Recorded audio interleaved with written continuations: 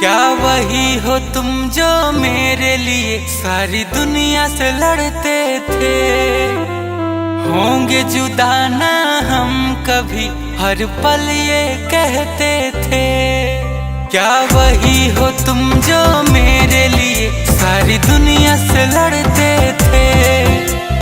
होंगे जुदा ना हम कभी, हर पल ये कहते थे।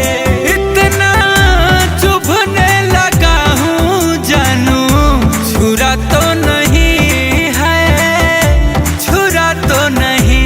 हो जितना हो जितना हो जितना बताते हो सबको उतना बुरा तो नहीं। जितना बताते हो सबको उतना बुरा तो नहीं।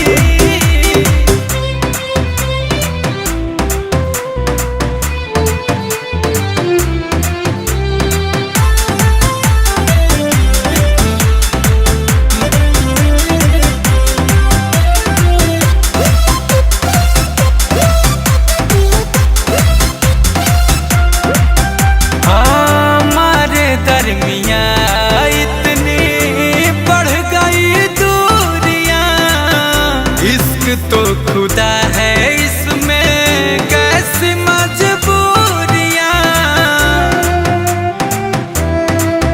हमारे दरमियाँ इतनी बढ़ गई दूरियां, इश्क तो खुदा है इसमें कैसी मजबूरियां।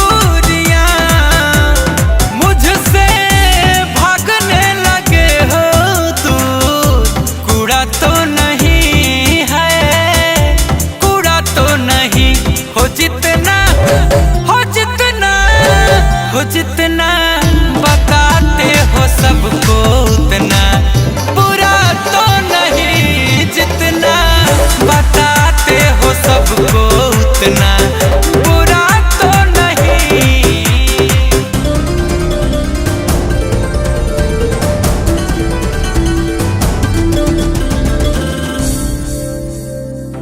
मोहब्बत के लूटे हैं हम, कहाँ